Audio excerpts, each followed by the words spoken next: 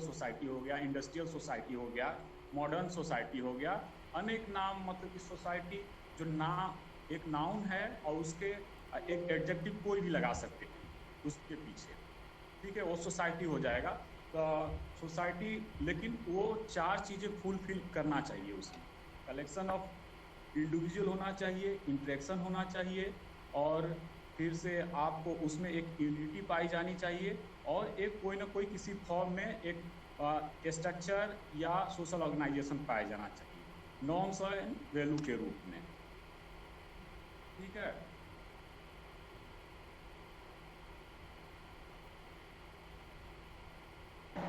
Sir hello sir, culture और political base पे sir, according to ये दोनों टॉपिक पे सर, गांव और जो देहात होता है सर, उसको कैसे डिफ्रेंशिएट करेंगे? गांव और देहात, यस सर। आप एक वर्नाकुलर लैंग्वेज में आप देहात बोलते हैं, ठीक है, वो है गांव ही। जैसे कि देहात जो कहते हैं, जैसे कि देहात का मतलब कि गांव है, शहर है और देहात है, ठीक है, क्योंकि ये बाइनरीज है। बाइनरीज है, जब देहात है तो उसका अपोजिट भी शहर है, ठीक है। दोनों के कैरेक्टरिस्टिक्स अलग है। देहात में जैसे कि उसमें लोग पारंपरिक कल्चर होता है, शहरों में थोड़ा सा फॉर्मल कल्चर हो जाता है, जहाँ पे एक कलेक्टिवनेस पाया जाता है। आपको गांवों में मतलब कि एक सामूहिकता की भावना पाई जाती है, और शहरों में इंडिविजुअलिस्टिक होता है आदमी, जैसे कि वो इंडिविजुअली यानी सेल्फ ओरिएंटेड होता है, और गांवों में और देहातों में कलेक्टिव ओरिएंटेड होता है, सामूहिकता की भावना पाई जाती है। यहाँ पे देखेंगे तो गांव में एग्रीकल्चर डिपेंडेंट होते हैं, वहाँ पे एग्रीकल्चर के अलावे दूसरे जॉब से लोग डिपेंडेंट होते हैं, मतलब उस पर डिपेंड करते हैं। तो इसी तरह से बहुत सारे आगे देखेंगे हम लोग, बहुत सारी विशेषताएं हैं गांव शहरों का। जैसे कि रूरल अर्बन कंटिन्यूम हम लोग को नहीं पढ़ना है इसमें, ठीक है, गांव शहर सात्यता या गांव शहर से कैसे अलग है। Okay sir, thank you sir. तो हम लोग देखते हैं, अब टॉपिक पे आते हैं। अब लगभग सारे लोग आ ही गए हैं, एक दो अभी, पिछली बार 27 थे, इस बार 21 है। शुरू करेंगे। तो पिछली बार के क्लास में हम लोग क्या क्या पढ़े थे, कुछ याद है आप लोग को? कोई एक बोले।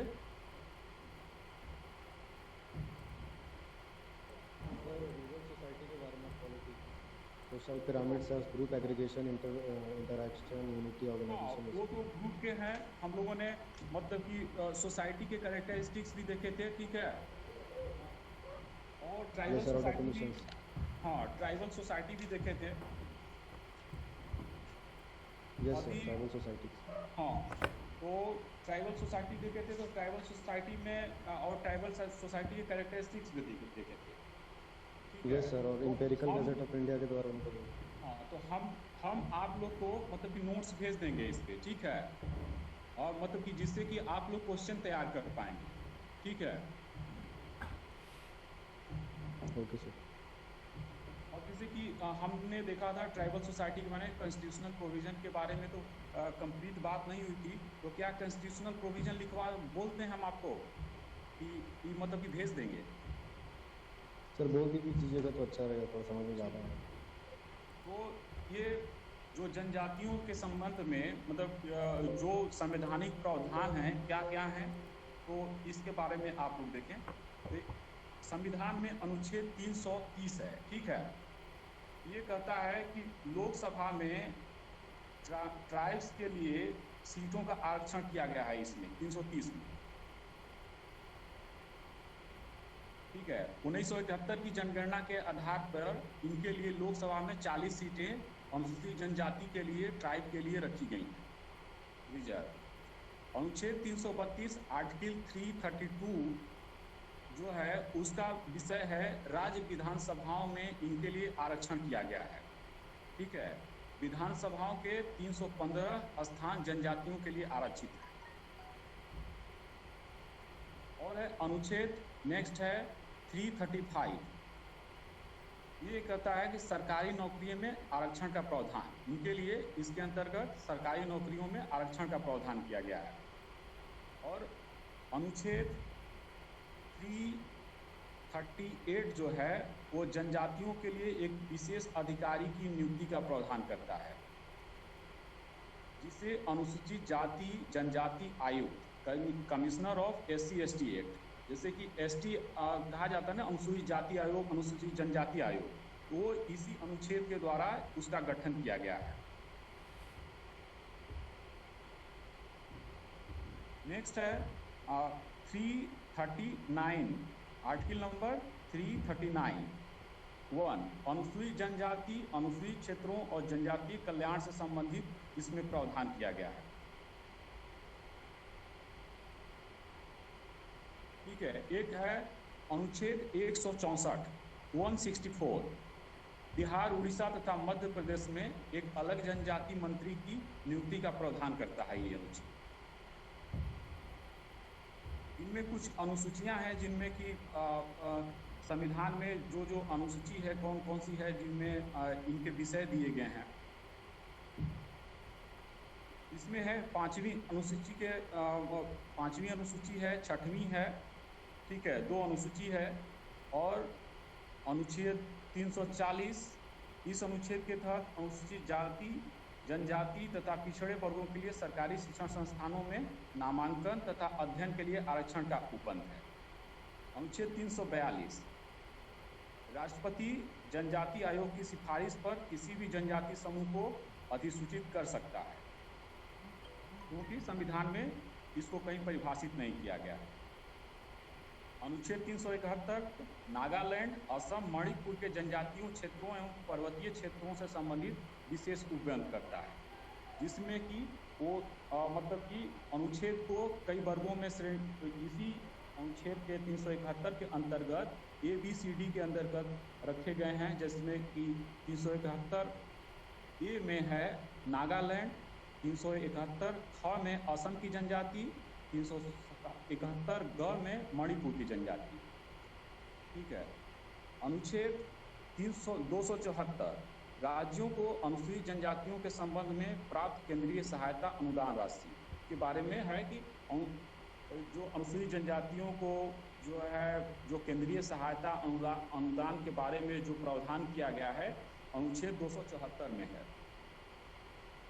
अनुच्छेद 244A, पंचम अनुसूची, प्रावधान अनुसूचित क्षेत्रों, अनुसूचित जनजातियों जो किसी भी प्रदेश में हो, असम मेघालय को छोड़कर लागू किए जाएं। ऐसे ही 275(1) है, भारत सरकार की नीति का कुछ भाग अनुसूचित जनजातियों के कल्याणार्थ तय किया जाएगा। अनुच्छेद 341(1), राष्ट्रपति किसी राज्य या संघ राज्य क्षेत्र के संबंध में और जहां वह राज्य है वहां उसके जनजातियों के भागों या उनमें हितों को विनिर्दिष्ट कर सकेगा, जिन्हें इस संविधान के प्रयोजन के लिए यथास्थिति उस राज्य या संघ राज्य क्षेत्रों के संबंध में अनुसूचित जातियां समझा जाएगा। इसी तरह से 366 है, अनुसूचित जनजाति का तात्पर्य जनजातीय समुदाय एवं जनजातीय समुदायों के अंशों या समूहों से है। Excuse me sir. हाँ हाँ हेलो सर, पता नहीं चल रहा सर, आप मतलब थोड़ा ज़्यादा ही हिंदी में आप बोल रहे थे, थोड़ा इंग्लिश वर्ड यूज़ करते तो बेटर अंडरस्टैंड हो पाए। इसमें क्या है, जैसे अनुच्छेद बोल रहे हैं तो उसको आर्टिकल बोलते हैं, ठीक है, आर्टिकल 366, ठीक है, तो उसमें है अनुसूचित जनजाति बोल रहे हैं तो उसका ट्राइब बोल दिया, ठीक है। ये तो सिंपल है, आप भी इंग्लिश इसका समझ सकते हैं, कोई ऐसा नहीं है कि इसमें बहुत वो है, और कोई शब्द ऐसा क्लिष्ट नहीं है, जहाँ है वहाँ मैं यूज कर लूँगा। Okay sir, thank you.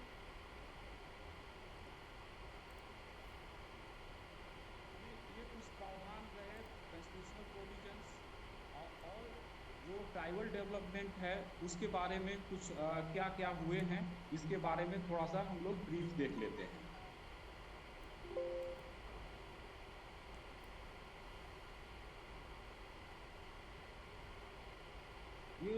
जनजातियां जो है संपूर्ण जनसंख्या का जो है 8 से 10% के आसपास हैं, ठीक है। सर्वप्रथम जो है 1955 में ट्राइब्स के विकास के लिए विशेष बहुउद्देशीय जनजातीय विकास खंड योजना लागू किया गया। पेरियार एल्विन की सिफारिश पर जो थर्ड 5 ईयर प्लान था, यानी तृतीय पंचवर्षीय योजना से इसे जनजातीय विकास खंड कर दिया गया। इसके पश्चात यूएन डेवर आयोग, यूएन डेवर कमीशन का गठन किया गया। उन्होंने जनजातियों के विकास के लिए उन्हें वनों पर अधिकार देने की सिफारिश की। जो यूएन डेवर कमीशन गठित हुआ तो जो कि बेरियार एल्विन के सिफारिश पर, तो उन्होंने ये क्या किया कि जनजातियों के विकास के लिए वनों पर अधिकार देने की बात की कि ट्राइब्स को वनों पे अधिकार दे दिया जाए, यानी कि वन के जो उत्पाद हैं, चाहे जो भी वहाँ के संपदा हैं, उन पे उनका अधिकार हो, उसका वो विपणन कर सकें या उसका यूज कर सकें। उन पे कोई वन के कानून या जैसे फॉरेस्ट का जो एक्ट होता है, जैसे आप पेड़ नहीं काट सकते, वन उत्पाद को बेच नहीं सकते, उससे उनको छूट देने की बात कही गई। सरकार द्वारा एलपी विद्यार्थी के नेतृत्व में एक विशेष अध्ययन दल बनाया गया उसके बाद, जिसने जनजातियों के लिए एक अलग सब प्लान की सिफारिश की। योजना आयोग द्वारा सिलुआओ के नेतृत्व में पुनः एक अध्ययन दल बनाया गया। सिलुआओ समिति की सिफारिश पर 5वीं पंचवर्षीय योजना 1975 में एक अलग जनजातीय उप योजना ट्राइबल सब प्लान शुरू की गई। इसे ही इंटीग्रेटेड ट्राइबल डेवलपमेंट प्लान भी कहा जाता है, जो 1980 से लागू की गई। जनजातियों को जो आर्थिक शोषण से बचाने के लिए अगस्त 1987 में भारतीय जनजातीय सहकारी विपणन विकास संगठन tribal cooperative marketing federation of India TRIFED का गठन किया गया 1988 से 1988 से। इसका कार्य जनजातियों की वस्तुओं को खरीदकर बाजार में बेचना है। ट्राइफेड जो 1988 में गठन किया गया था, इसका काम था कि जनजातियों की वस्तुओं को, यानी जंगल के उत्पाद हैं, उनको खरीदकर बाजार में बेचना, उनको एक बाजार मुहैया कराना। जनजातियों को वित्तीय सहायता देने हेतु केंद्र सरकार द्वारा राज्य जनजाति विकास वित्त निगम STDFC की स्थापना 1979 में किया गया। उन्हें आसान शर्तों पर ऋण उपलब्ध कराने हेतु अप्रैल 2001 में कंपनी अधिनियम, कंपनी एक्ट 1956 के अंतर्गत राष्ट्रीय अनुसूचित जाति जनजाति वित्त एवं विकास निगम की स्थापना की गई, जो न लाभ और न हानि के सिद्धांत पर कार्य करती है। 6वीं पंचवर्षीय योजना में जनजाति विकास हेतु एक विशेष दृष्टिकोण अपनाया गया, जिसे रूपांतरित क्षेत्रीय विकास उपागम यानी मॉडिफाइड एरिया डेवलपमेंट अप्रोच की संज्ञा दी गई।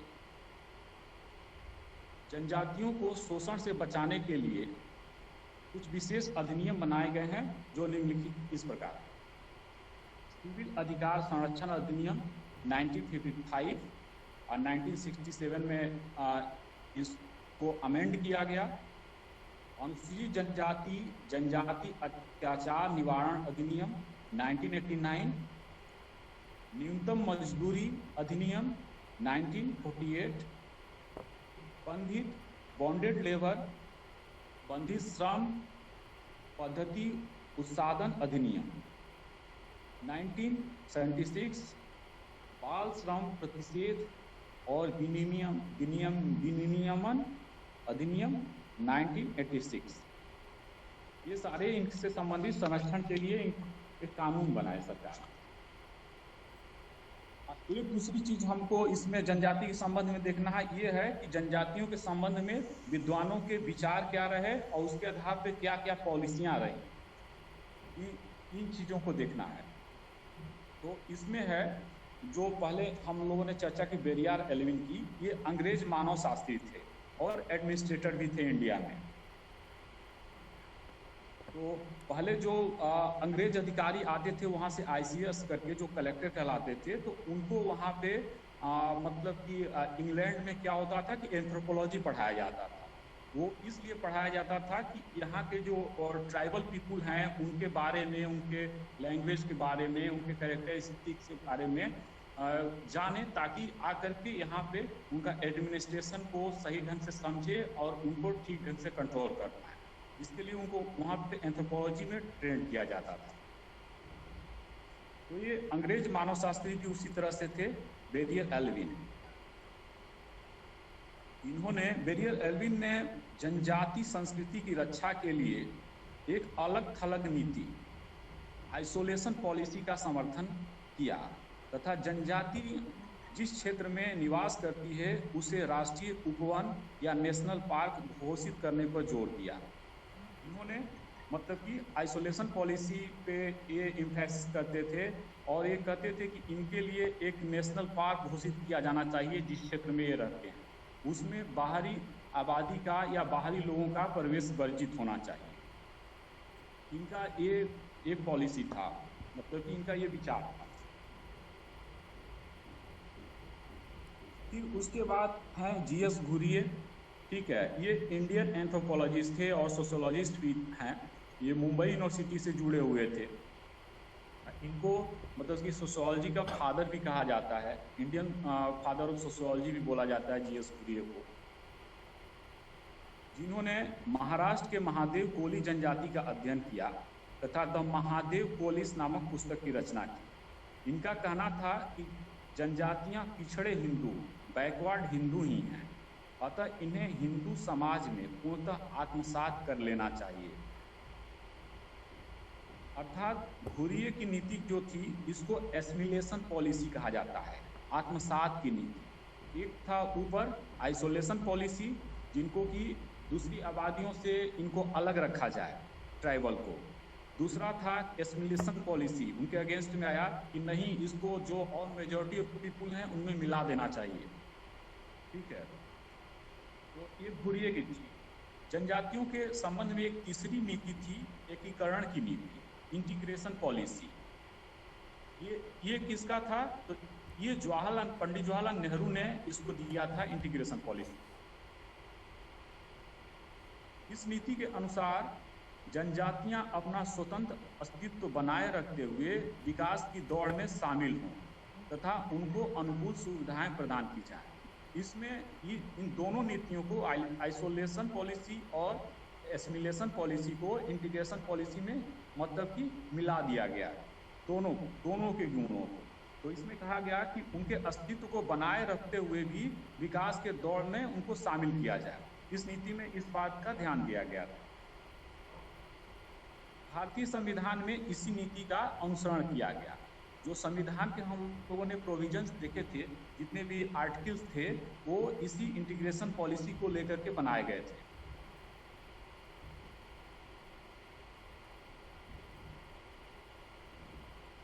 नेहरू द्वारा जनजातियों के विकास के लिए 5 सूत्रीय कार्यक्रम का उल्लेख किया गया, जिसे पंचशील सिद्धांत कहते हैं।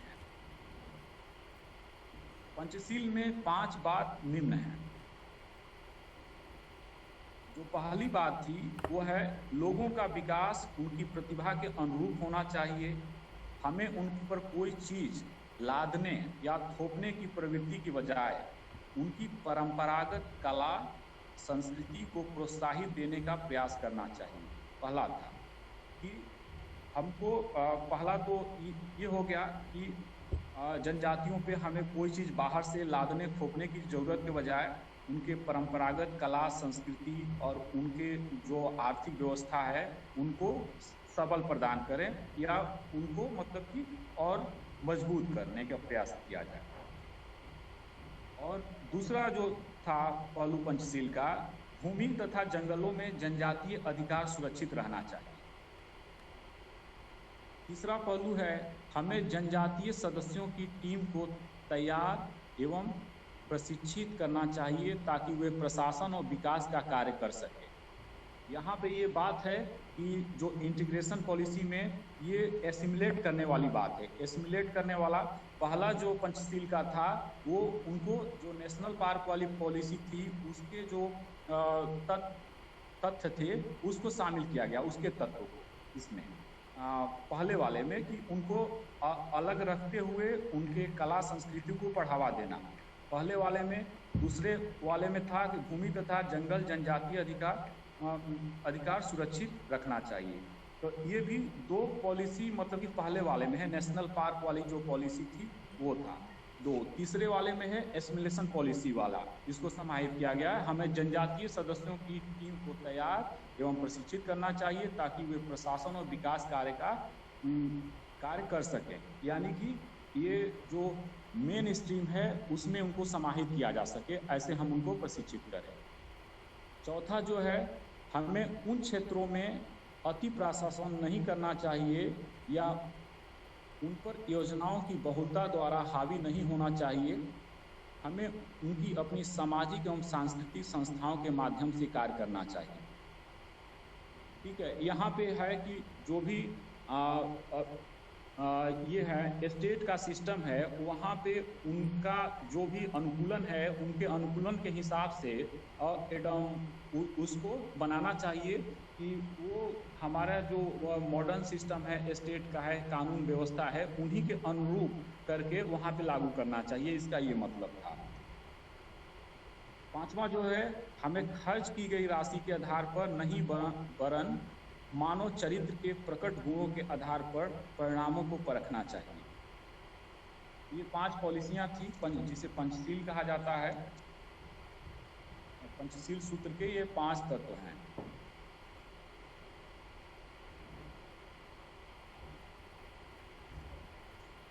ठीक है, अब जो आप रॉबर्ट रेडफील्ड की चर्चा कर रहे हैं, तो ये हम लोगों ने मतलब कि ये इसमें देखेंगे कि जनजातियों के संबंध में विचार क्या क्या थे। 3 पॉलिसियां हो गई, आइसोलेशन पॉलिसी, एसिमुलेशन पॉलिसी और इंटीग्रेशन पॉलिसी।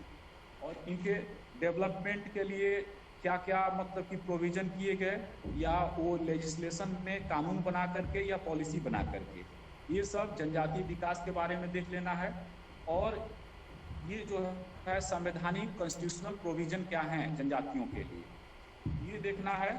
ठीक है, और शुरू में हम लोगों ने जनजातियों की परिभाषा देखे कि वो इंपीरियल गैजेटियर ऑफ इंडिया में क्या है, और फिर से ओडीएन मजूमदार का क्या था, रिवर्स का क्या है, कुछ परिभाषाएं लिख देना है। और उनकी कैरेक्टरिस्टिक्स जो थी, जनजातियों की समाज की विशेषताएं क्या है, वो हम लोगों ने पिछले वाले में देखा था। ठीक है, तो जनजातियों के बारे में इतना ही। अब हम आते हैं उस पे। Excuse me sir. हाँ, क्या बोलिए सर? थोड़ा सा एसिमुलेशन पॉलिसी और इंटीग्रेशन पॉलिसी में थोड़ा सा डाउट है, उसको सर क्लियर करो। देखिए, एसिमुलेशन पॉलिसी का मतलब ये होता है कि जैसे कि एसिमुलेट करना मतलब होता है कि किसी को आत्मसात करना, उसका हिंदी होता है। और उसका मतलब होता है कि जैसे कि मान लीजिए कि हम हैं, एसिमुलेशन का मतलब होता है कि कोई दूसरी संस्कृति का आता है, अगर दूसरी संस्कृति का है, उसका कार्य व्यवहार कुछ है, अगर आपके संस्कृति में आपके प्रभाव में आता है तो आपके संस्कृति को अपना ले, अपनी संस्कृति को या तो छोड़ दे या तो उसी में समाहित कर दे, ये एसिमुलेशन होता है। ठीक है, समझ रहे हैं आप? Yes sir, yes sir. हाँ, वो एसिमुलेशन होता है।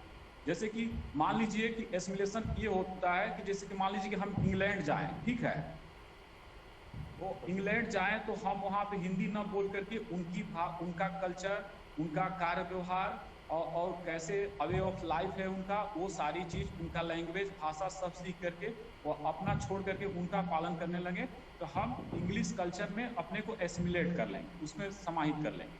ठीक है, ये मतलब होता है एसिमुलेशन का, यही मतलब है।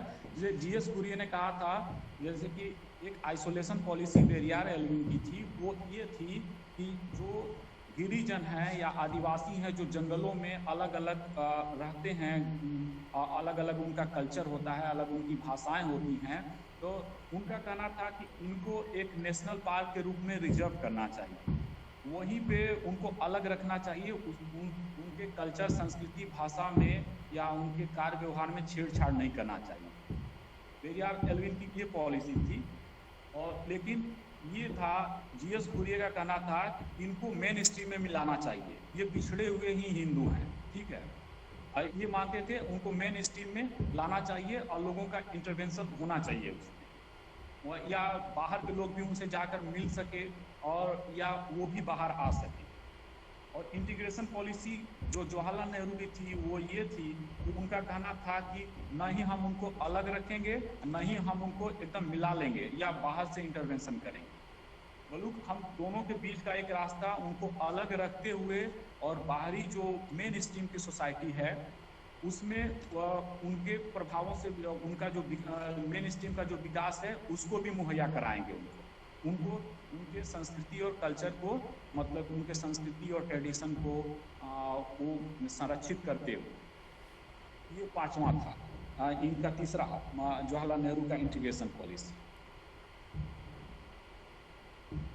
ठीक है। तो यही सब है, जैसे कि जनजातियाँ जो हैं अलग अलग, उनका फिर जोग्राफिकल एरिया है, इन जनजातियों में उनका क्लासिफिकेशन है कि कहाँ पे कौन सी जनजाति रहती हैं, फिर उनका रेस हो जाता है कि कौन सी रेस की जनजातियाँ हैं, ठीक है। लेकिन इस सब को हमको लगता है कि नहीं जानने की ज़रूरत है, ऐसे हम मटेरियल भेज देंगे, आप लोग उसको पढ़ लीजिएगा, ठीक है। और दूसरा बात है, उसमें जो रूरल सोसाइटी की बात आती है, तो रूरल सोसाइटी एक एग्रीरियन कृषक समाज होता है, ठीक है। तो हम लोग कृषक समाज से शुरू करेंगे,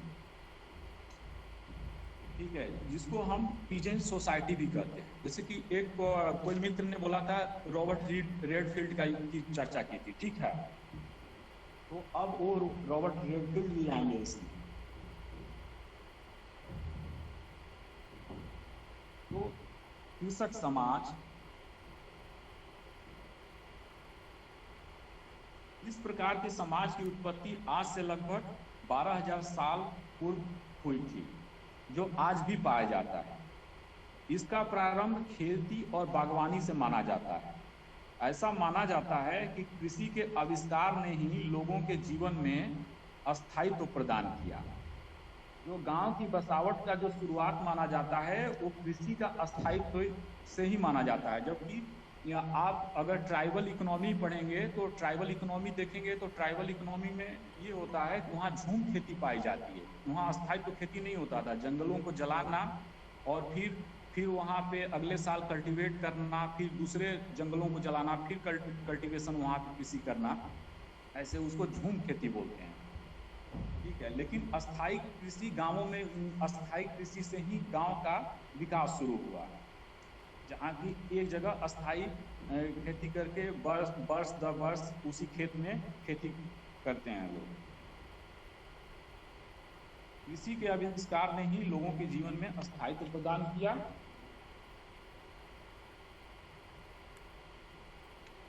और इस समाज में जीविकोपार्जन का मुख्य स्रोत कृषि होता है।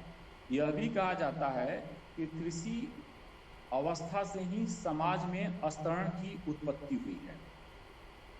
यह कहा जाता है कि कृषि अवस्था से ही समाज में स्तरण की उत्पत्ति का मतलब, स्तरण मतलब होता है स्ट्रैटिफिकेशन बोलते हैं इसको, सोशल स्ट्रैटिफिकेशन। सोशल स्ट्रैटिफिकेशन का मतलब है कि सोसाइटी में डिफरेंट पोजीशंस होते हैं, ठीक है। सोसाइटी में डिफरेंट पोजीशन होते हैं और उस डिफरेंट पोजीशन में डिफरेंट पावर एंड प्रिविलेज होता है, ठीक है। जैसे कि वो जेंडर रिलेटेड, जेंडर भी हो सकता है, जेंडर रिलेटेड भी हो सकता है, या किनशिप रिलेटेड भी हो सकता है, जैसे कि कास्ट रिलेटेड भी हो सकता है और क्लास रिलेटेड भी हो सकता है। ये हायरार्की, एक में हायरार्की मतलब कि एक हायरार्की पाई जाती है ऊंच नीच, ठीक है, कि लोअर स्ट्राटा जैसे सीढ़ी की होती है कि नीचे की सीढ़ी ऊपर की सीढ़ी, उसी तरह से सोसाइटी में डिफरेंट पोजीशंस, डिफरेंट स्थान डिफरेंट लोगों के लिए रहता है, ठीक है। उसी को यहाँ पे संस्करण बोलते हैं या स्ट्रैटिफिकेशन कहते हैं। तो क्या कृषि अवस्था से ही समाज में स्ट्राटिफिकेशन की उत्पत्ति हुई। कृषक समाज लघु स्तरीय सामाजिक संगठन है। कृषक समाज जो है एक लघु स्तरीय सामाजिक संगठन है। इनमें किसानों का वर्चस्व होता है। वल्फ द्वारा कृषक वर्ग पीजेंट्री की अवधारणा दी गई। सर्वप्रथम अमेरिकी कल्चरल एंथ्रोपोलॉजिस्ट रॉबर्ट रेडफील्ड द्वारा कृषक समाज का औपचारिक अध्ययन की शुरुआत हुई। इस समाज का व्यवस्थित वर्णन रॉबर्ट रेडफील्ड द्वारा ही किया गया। अतः कृषक समाज की अवधारणा के जनक रेडफील्ड को ही माना जाता है। यह मेक्सिको के गांव के अध्ययन पर केंद्रित था। रेडफील्ड के अनुसार वे ग्रामीण लोग, ये कृषक समाज की डिफिनीशन बताते हैं कि वे ग्रामीण लोग जो जीवन निर्वाह के लिए, अपने लाइवलीहुड के लिए अपनी भूमि पर नियंत्रण बनाए रखते हैं और उसे जोतते हैं, तथा कृषि जिनके जीवन के परंपरागत तरीके का एक भाग है और जो कुलीन के परंपरागत तरीके का एक भाग है। फिर से रिपीट करते हैं हम, वे ग्रामीण लोग जो जीवन निर्वाह के लिए अपनी भूमि पर नियंत्रण बनाए रखते हैं और उसे जोतते हैं, तथा कृषि जिनके जीवन के परंपरागत तरीके का एक भाग है और जो कुलीन वर्ग या नगरीय लोगों की ओर देखते हैं, ठीक है, और उससे प्रभावित होते हैं, जिनके जीवन का ढंग उन्हीं के समान है लेकिन कुछ अधिक सभ्य प्रकार का। रेडफील्ड अपनी पुस्तक पीजेंट सोसाइटी एंड कल्चर 1956 में ये पब्लिश हुई थी, में कृषक समाज को 5 प्रमुख विशेषताओं का कृषक समाज की 5 प्रमुख विशेषताओं का उल्लेख करते हैं। ठीक है, इसमें पहला क्या है, कृषक समाज रिलेटिवली एक होमोजीनियस समाज है, यानी समरूप समाज है। ठीक है, जो पीजेंट सोसाइटी होता है रिलेटिवली एक होमोजीनियस सोसाइटी है। और सेकेंड है, इसके सदस्य अपना लाइवलीहुड भूमि को जोत कर एवं उस पर नियंत्रण रख कर करते हैं। तीसरा है, कृषक समाज एक अविभेदीकृत, अविभेदीकृत और अस्थिर समाज है। इसका मतलब है कि जो पीजेंट सोसाइटी है वो मतलब अनडिफरेंशिएटेड एंड अनस्ट्रेटिफाइड कम्युनिटी है। ठीक है, और फोर्थ है, कृषक समाज नगरों या कस्बों के कुलीन वर्ग से भिन्न है। कुलीन मतलब नगरों और कस्बों में जो कुलीन वर्ग है, नगरों और कस्बों में रहने वाले लोगों को कुलीन वर्ग बोला जाता है, या उनको एलिट बोला जाता है, या सब सिविलाइज बोला जाता है। ठीक है, कृषक समाज नगरों या कस्बों के कुलीन वर्ग से भिन्न है, यद्यपि यह उनके अनेक क्षेत्रों में प्रभावित होता है। फिफ्थ है, आर्थिक आधार पर कृषक समाज अन्य समाजों से भिन्नताएं लिए होता है। ठीक है, क्योंकि कृषक समाज जो है कृषि पे आधारित होता है, उनका जो लाइवलीहुड होता है वो एग्रीकल्चर से आता है, जबकि शहरों के और कस्बों के जो लोग होते हैं वो नॉन एग्रीकल्चरल इकोनॉमी पे बेस्ड होते हैं उनकी लागत।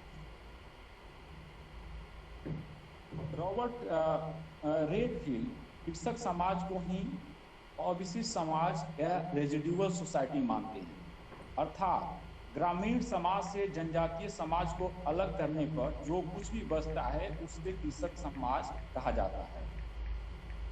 ठीक है, यहाँ पे ध्यान देने वाली बात है कि ग्रामीण समाज से जनजातीय समाज को अलग करने पर जो कुछ भी शेष बचता है उसे कृषक समाज कहा जाता है। एल क्रोवर इनको डिफाइन करते हैं कृषक समाज को। कृषक समाज अंश समाज या खंड समाज, पार्ट सोसाइटी है, और उसकी संस्कृतियां अंश या खंड संस्कृति, पार्ट कल्चर है। क्रोवर, एल क्रोवर हैं, एंथ्रोपोलॉजिस्ट हैं, कल्चरल एंथ्रोपोलॉजिस्ट, ये परिभाषित करते हैं जो कृषक समाज है मध्यवर्ती समाज है। इसके एक ओर जनजातीय समाज है तो दूसरी ओर नगरीय समाज है। ठीक है, एल क्रोवर इसको डिफाइन करते हैं पीजेंट सोसाइटी को कि यह एक इंटरमीडिएट सोसाइटी है। इसके एक ओर, एक छोर पे ट्राइबल सोसाइटी है तो और दूसरी छोर पे अर्बन सोसाइटी है। जॉर्ज फॉस्टर कृषक समाज को आधा समाज या हाफ सोसाइटी बोलते हैं। उनका मत है कि राष्ट्र जैसा बृहद समाज दो हिस्सों से बनता है। पहले हिस्से में फसल उगाने वाले वर्ग गांव में रहते हैं और दूसरे हिस्से में शहरी क्षेत्रों में रहने वाला उच्च वर्ग आता है। बृहद समाज का फसल उगाने वाले वर्ग से बनने वाला हिस्सा कृषक समाज अथवा आधा समाज हाफ कहलाता है। एक दिल्ली स्कूल ऑफ इकोनॉमिक्स के एक एंथ्रोपोलॉजिस्ट हैं आंद्रे बेते, ठीक है, वो जो है कृषक की 3 विशेषताओं का उल्लेख करते हैं। प्रथम, जो फर्स्ट कैरेक्टरिस्टिक्स है पीजेंट सोसाइटी की अकॉर्डिंग टू आंद्रे बेते, वो है कृषक समाज भूमि से जुड़ा होता है, पहला। सेकंड है, ऐसा माना जाता है कि अधिकांश समाजों में कृषक की निम्न स्थिति होती है। और थर्ड है, कृषकों को मजदूर का प्रतिपक्ष या पूरक माना जाता है। इनको लेबर का कंप्लीमेंट्री कृषक को माना जाता है।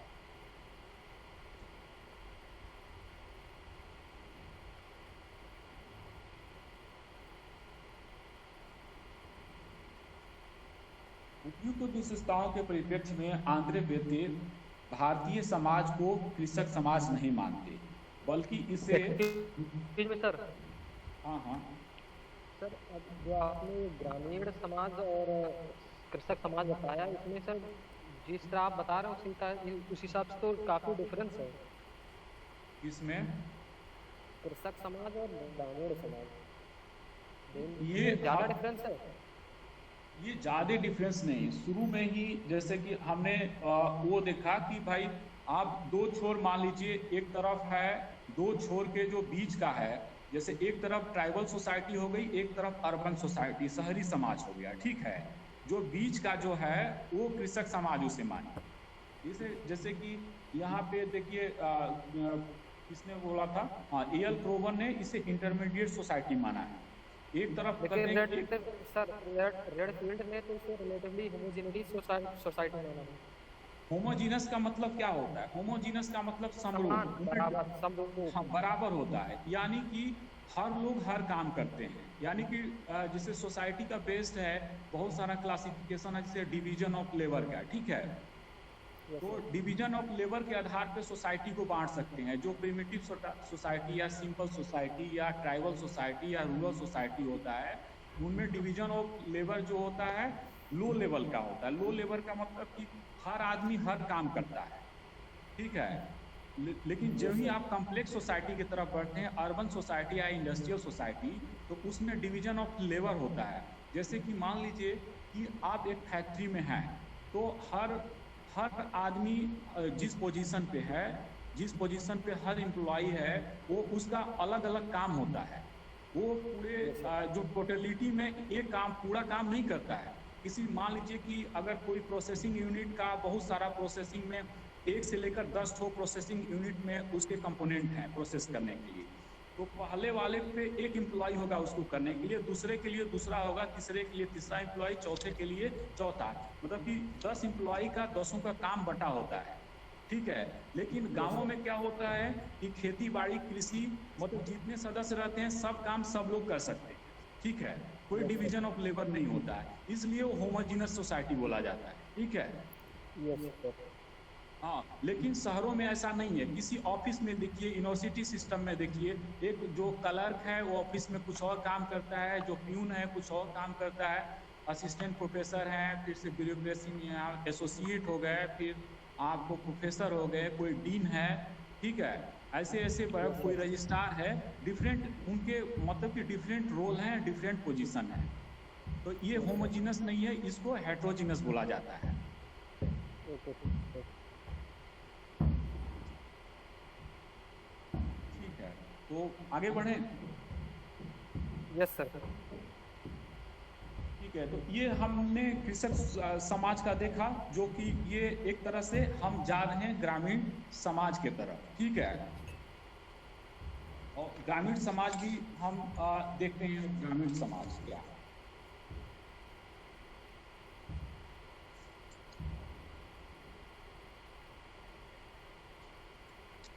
वहाँ पे आप लोग के वहाँ पे सिलेबस में हम लोग के यहाँ एक रूरल कम्युनिटी भी है सिलेबस में ना, विलेज कम्युनिटी है। तो ये सब उसी में समाहित हो जाएगा विलेज में। जैसे कि रॉबर्ट रीडफील्ड ने ही समुदाय जो कम्युनिटी होती है, जैसे कि हम ने उस दिन भी बोला था, जो 4 डिग्री ऑफ वो ग्रुप का फॉर्मेशन 4 डिग्री ऑफ है, वो कम्युनिटी होता है, यानी कि सोसाइटी का परफेक्ट लेवल होता है वो। तो जिसमें रॉबर्ट रीडफील्ड ने बोला है कि कम्युनिटी जो होते हैं 3 प्रकार की होती है, जिसमें इनको लघु समुदाय, लिटिल कम्युनिटी बोलते हैं, मध्यम समुदाय, मिडिल कम्युनिटी और बृहद समुदाय, इस तरह से ये बांटते हैं। ठीक है, तो हम लोग गांव या ग्रामीण समुदाय पे फोकस करते हैं।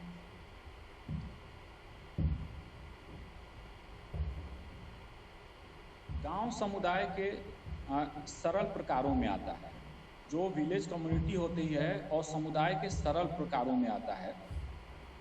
सरल मतलब कि सरल से संबंध है कि सिंपल और कॉम्प्लेक्स से मतलब है वही जो होमोजीनस हेट्रोजीनस की हम लोगों ने अभी बात की है, उसी के अर्थ में इसको लेना है, सरल और कॉम्प्लेक्स का। ठीक है, यानी कि जिसमें डिवीजन ऑफ लेबर का, लोगों में डिवीजन ऑफ लेबर का मतलब कि बहुत ही सिंपलिस्टिक फॉर्म है। ठीक है, कि हर काम हर कोई कर सकता है, और जहाँ पे कॉम्प्लेक्स लेवल है यानी कि इंटरडिपेंडेंसी है। ठीक है, एक दूसरे पे निर्भरता जहाँ पे ज़्यादा है कामों को लेकर के, तो वहाँ पे डिवीजन ऑफ लेबर का डिग्री हायर डिग्री का डिवीजन ऑफ लेबर होगा। जहाँ पर मतलब कि डिपेंडेंसी नहीं है, जहाँ पे सॉरी उल्टा बोल रहे हैं, जहाँ पे हायर डिग्री और डिपेंडेंसी है वहाँ पर डिवीजन ऑफ लेबर बहुत कम्प्लेक्स होगा। जहाँ पर डिपेंडेंसी लेवल लोअर है यानी कि कम डिपेंडेंसी है, हर काम हर कोई कर सकता है, तो वहाँ पे वो होमोजीनस सोसाइटी होगा और लोअर डिवीजन ऑफ लेबर होगा। तो जो ग्रामीण समुदाय है या गांव है वहाँ पे लोअर डिवीजन ऑफ लेबर पाया जाता है। ठीक है, और ये भी एक होमोजीनस सोसाइटी ही होता है रिलेटिवली शहर के।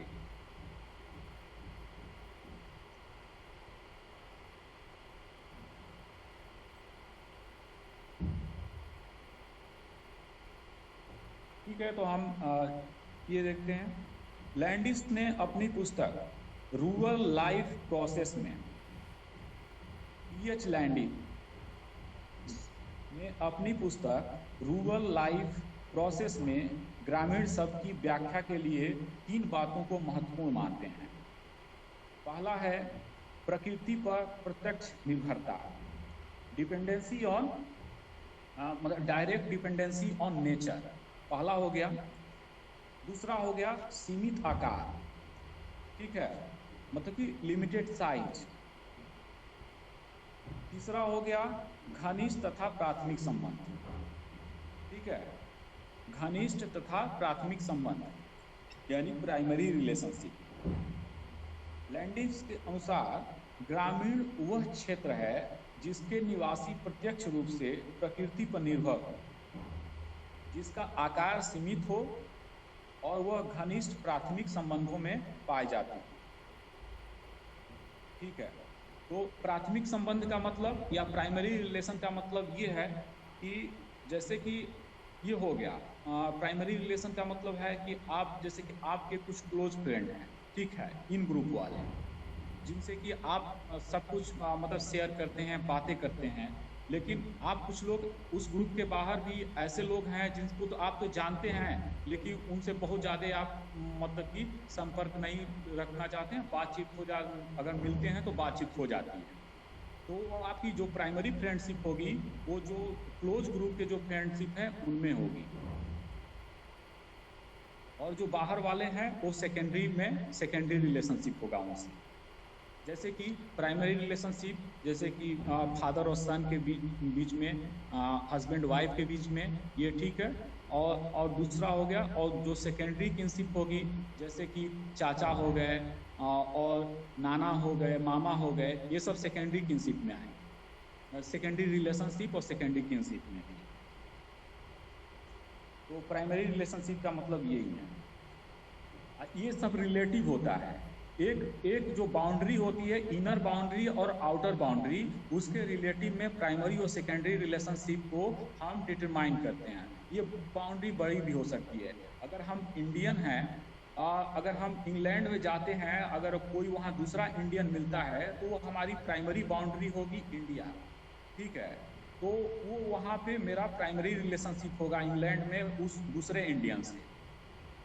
लेकिन वहाँ पे अगर कोई अंग्रेज मिलता है हमसे तो उससे मेरा सेकेंडरी रिलेशनशिप होता है। तो ये बाउंड्री के मतलब कि ये सापेक्ष जो रिलेशनशिप होता है, ठीक है, डिसाइड करते हैं कि ये प्राइमरी है कि सेकेंडरी है। वो चाहे एक गांव हो सकता है, एक फैमिली हो सकता है, एक क्लोज फ्रेंडशिप ग्रुप हो सकता है, वो अलग अलग बाउंड्रियां हो सकती हैं।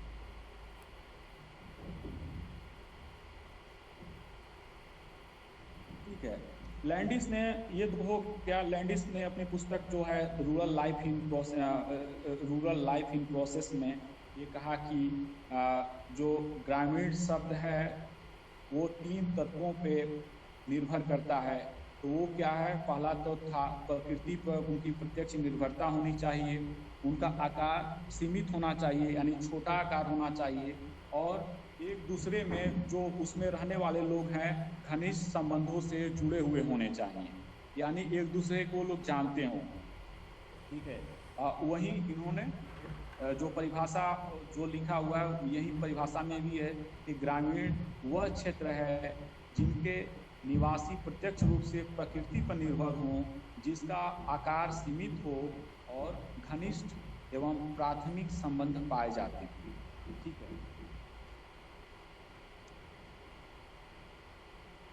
एक है बर्ट्रांड ने ये रूरल सोशियोलॉजी लिए इनकी पुस्तक है। इसमें इन्होंने ग्रामीणता के निर्धारण में 2 आधारों, कृषि द्वारा आय अथवा जीवन यापन तथा कम घनत्व वाला जनसंख्या क्षेत्र को प्रमुख माना है। ये 2 चीज़ को मानते हैं कि ग्रामीणता जो रूरलिटी है उसमें 2 चीज़ डिटरमाइनर होने चाहिए।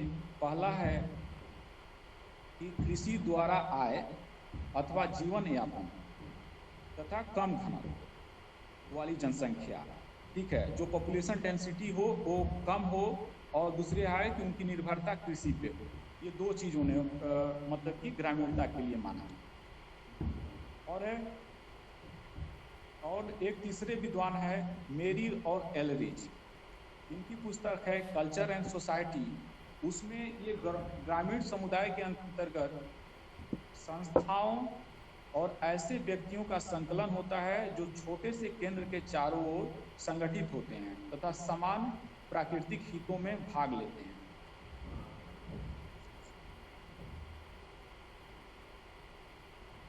ठीक है। और कुछ ग्रामीण समुदाय की हम विशेषताएं देखते हैं कि क्या है ग्रामीण कैरेक्टरिस्टिक्स ऑफ रूरल कम्युनिटी। तो यह कम्युनिटी सोसाइटी ये एक ही सब चीज़ है, थोड़ी थोड़ी अंतर है बस, केवल ग्रुप कहें या कम्युनिटी सोसाइटी, क्योंकि हमने ऊपर पढ़ाया था कि जो lower degree of group higher degree of group जो होता है वो सोसाइटी और कम्युनिटी होता है। तो ठीक है, तो ग्रामीण सोसाइटी या ग्रामीण समुदाय से यहाँ पे कंफ्यूज नहीं होना है, ठीक है। कैरेक्टरिस्टिक्स ऑफ रूरल कम्युनिटी, तो पहली विशेषता देखें, जीवन यापन प्रकृति पर निर्भर। दूसरा है समुदाय का छोटा आकार होना चाहिए। तीसरा है कम जनसंख्या। चौथा है प्रकृति से घनिष्ठ संबंध, ठीक है। पांचवा है होमोजिनिटी, सजातीयता। या समरूपता। छठवां है प्राथमिक संबंधों की प्रधानता, ठीक है। और सातवां है सरल एवं सादा जीवन, ठीक है। आठवां है सामाजिक गतिशीलता का अभाव, यानी कि सोशल मोबिलिटी का अभाव पाया जाना, ठीक है। धर्म प्रथा रूढ़ियों का महत्व होता है, ठीक है। और 10वीं है सामुदायिक भावना, सामुदायिक भावना का होना। ये 10 है। अगली क्लास का टाइम हो गया है क्या आप लोग का? हेलो, अगली क्लास है 11 बजे से ना आप लोग की, उस पे मैसेज था। कोई श्रीवास्तव मैम है, उनकी है ना class? Yes sir. Yes sir है। ठीक है, तो हम आपको अभी